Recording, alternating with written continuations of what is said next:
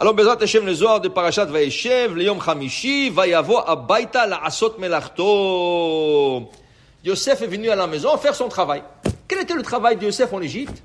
Depuis que son maître, il a vu qu'il a la beracha, il lui a donné le clé de la maison, il lui a dit, toi tu es le comptable, tu gères la maison. Alors c'était le comptable, il gérait la maison de Potiphar, et la Torah nous dit, depuis qu'il a commencé à gérer la maison de Potiphar, Vaïvarech Hashem et Bet HaMitzri. Hashem a béni cette maison de cet Égyptien. Il a une bénédiction. Donc, la Torah nous dit, Vaïayom, voilà un jour, Vaïavo Abaita, il est venu à la maison faire son travail. Est-ce que la Torah a besoin de dire ça? Chaque jour, il allait faire son travail. Chaque jour, il allait là-bas pour faire des comptes, pour donner des ordres, pour acheter, pour vendre. Qu'est-ce que la Torah nous dit? Un jour, il est venu faire son travail. Non. Là, il y a une grande discussion. C'est quoi? Qu'est-ce que la Torah veut nous dire? Dans le Talmud, le Zohar, il a une opinion, mais dans le Talmud, il y a une autre opinion. Deux rabbins, Rav et Shmuel. Rav et Shmuel, un de deux disait, il est venu faire son travail normal. Il est venu faire son travail. L'autre, il disait, non. La Torah ne nous dit pas ça. La Torah dit, il est venu faire son travail, il est venu être avec la femme. Ce jour-là, il a cédé. Il ne pouvait plus. Parce que 3 fois par jour, elle lui changeait les habits, elle lui parlait. Et qu'est-ce qu'il lui a pas fait? Rien que pour qu'il la regarde, rien que pour qu'il soit avec elle. Ce jour-là, dit un de deux rabbanim, il ne pouvait plus, il est venu être avec elle. Et ce jour-là, la Torah dit, En ish babayit. Rachid dit, c'est une fête des goïms. Ils sont tous partis à la maison des idolâtres. Et elle a fait exprès de rester seule. Lui, il savait qu'elle est seule, il est venu. Être avec elle. Donc, la saute melachto, faire son travail, c'est pas la comptabilité, c'est être avec elle. Selon une opinion, selon l'autre, non. Le Zohar, il a une autre opinion. Rabbi Shimon Bar Yochai, il dit, Mazé Babait.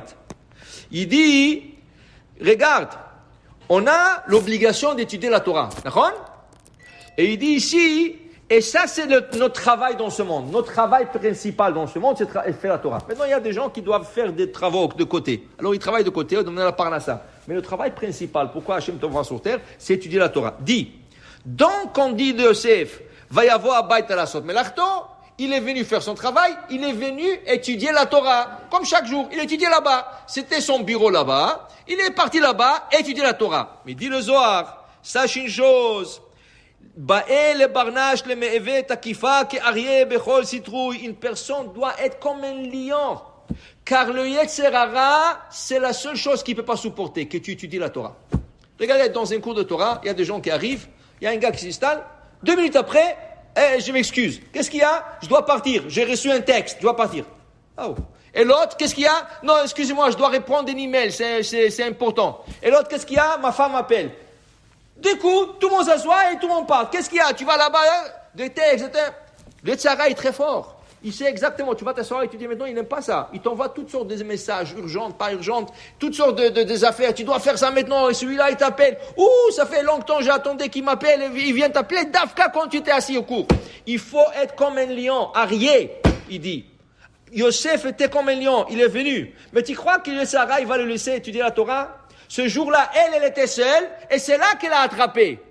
C'est là qu'elle a attrapé à lui. Pourquoi? Elle a vu qu'il va étudier la Torah. Elle était seule, elle dit c'est mon occasion. Le Tzara, il dit va l'attraper. Alors elle est venue attraper. Yosef en ce moment-là était fort. Qu'est-ce qu'il a fait? Dit le Zohar, il lui a attrapé les habits et lui il a préféré qu'il lui déchire la robe qu'il avait sur lui et il s'est sauvé. Okay? Qu'est-ce qui est arrivé au juste? Le Midrash nous dit, il était presque prêt à faire le péché avec elle. Il l'a attrapé déjà, il était en face d'elle. Il a vu l'image de son père. Devant lui, il y avait l'image de son père, Bachalon. Dans la fenêtre, il a vu l'image de son père.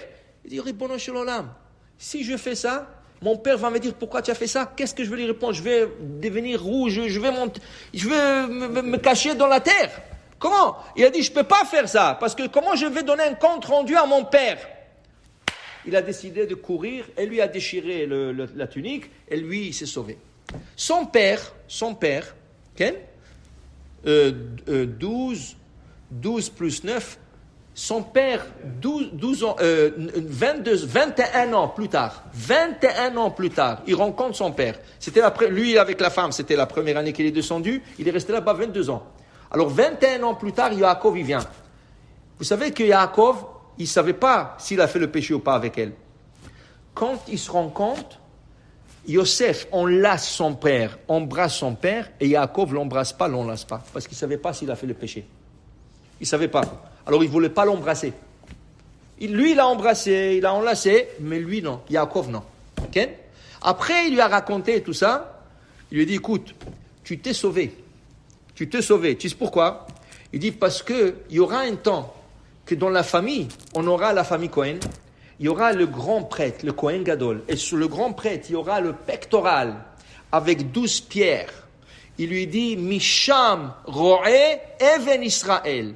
Tu viens de sauver ta pierre. Si tu aurais fait le péché avec la femme, on n'aurait pas mis ta pierre là-bas.